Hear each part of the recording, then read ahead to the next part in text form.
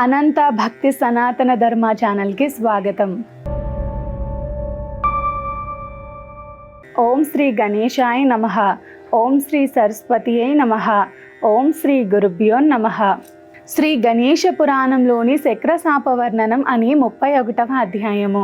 మహానుభావ, గౌతమ ముని తన ఆశ్రమానికి అనుష్ఠానాధికాలు ముగించుకుని తిరిగి వచ్చాక ఏం జరిగింది?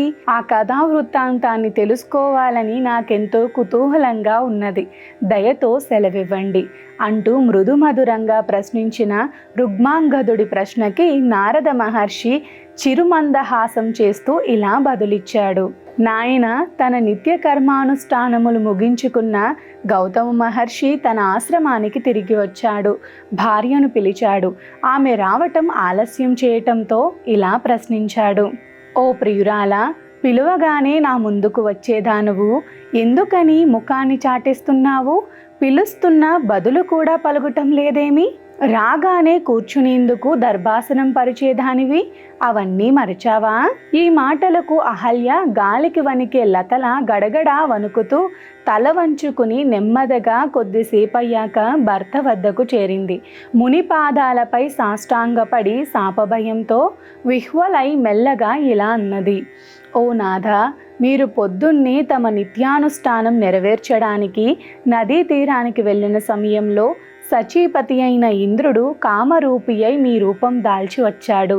మీ కంఠస్వరాన్ని అనుకరిస్తూ స్నానార్థమై వెళ్ళిన తనకు ఒక అపురూప సౌందర్యవతి అయిన అప్సరస దిగంబర అయి స్నానం చేస్తూ కనిపించిందని, తమకాన్ని ఆపుకోలేక వచ్చానని, రతి సౌఖ్యాన్ని ఇమ్మని కోరాడు.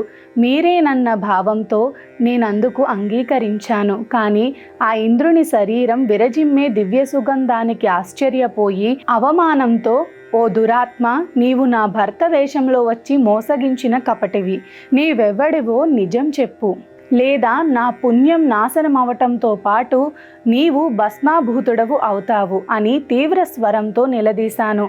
నా శాప భయానికి వెరచి ఆ త్రిలోకాధిపతి తన నిజరూపాన్ని ధరించాడు. ఇంతలో మీ కంఠధ్వని నా చెవికి వినిపించింది. సిగ్గుతో చితికిపోయి జుగుప్సతోనూ ఏవగింపుతోనూ దహించుకుపోతున్న నేను సహజంగానే మూర్తీభవించిన తపోనిధిలా ఉన్న మీ సముఖంలోకి రావటానికి వెంచాను. నా వల్ల జరిగిన ఈ అజ్ఞాన అపరాధాన్ని మన్నించండి. చేసిన పాపం చెబితే పోతుందంటారు కదా, ఆ తప్పును కూడా దినమధ్యంలో ప్రకటించినప్పుడే కొంత దోషం తొలగుతుంది. ఇక నిగూఢంగా దాచవలసినవి మంత్రము, సంగమము, ఆయుర్దాయము, సంపద, రతి, మానము, దానము, వీటిని ఎన్నడూ ప్రకటించరాదన్నది పెద్దలు విధించిన నియమం కదా అంటూ ఉన్న ఆమె మాటలకు క్రోధ పరవశుడైన గౌతముడు తక్షణం ఇలా శపించాడు. దురాత్మురాల, కామంతో కళ్ళు మూసుకుపోయిన నీవు పరపురుషునికి వశ్యురాలైనావు. నా స్వభావాన్ని, చేష్టలను నీవెరుగున్నవే కదా. నీవు చేసిన ఈ ప్రజ్ఞాపరాధానికి నీవు పాషాణమై పడి ఉందువుగాక. పురుషోత్తముడైన శ్రీమన్నారాయణుడు దాసరథి అయి అరణ్యాలలో తిరుగుతూ ఇక్కడికి వచ్చినప్పుడు, అతడి పాదధూళి నీ శిరస్సున దాల్చినప్పుడు అప్పుడే తిరిగి నీకు నీ నిజ రూపం సంప్రాప్తిస్తుంది. ఇలా తపోధనుడైన మునివాక్యం పూర్తయ్యేంతలోనే ఆ అహల్య శిలారూపం దాల్చింది. ముని ఆగ్రహవేశుడై ఇచ్చిన శాపవచనాలను ప్రక్కనే పడి ఉంచి విన్న ఇంద్రుడు భయంతో గడగడా వణికిపోతూ తనలో తాను ఇలా పశ్చాత్తాపం చెందసాగాడు. ఇంద్రుడి పశ్చాత్తాపం: నేరకపోయి కొరివితో తలగోక్కున్నానే, ఈ ఋషి యొక్క ఆగ్రహాన్నించి ఇప్పుడు ఎలా తప్పించుకోవటం?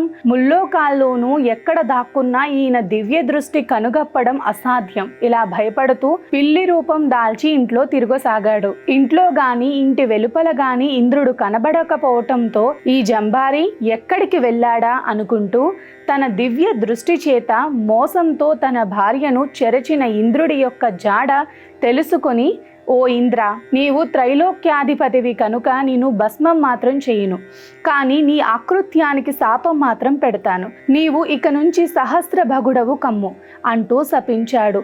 ఇలా రూపావేశంతో పలికిన మునివాక్కులు అమోఘములై ఇంద్రుని శరీరమంతా భగసిగ్గుతో చితికిపోయిన ఇంద్రుడు తీవ్ర దుఃఖ సముద్రంలో మునిగిపోయాడు.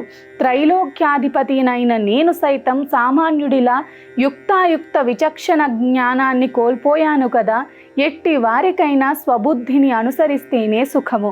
గురిబుద్ధి వల్ల విశేషమైన శ్రేయస్సును ప్రసాదిస్తాయి.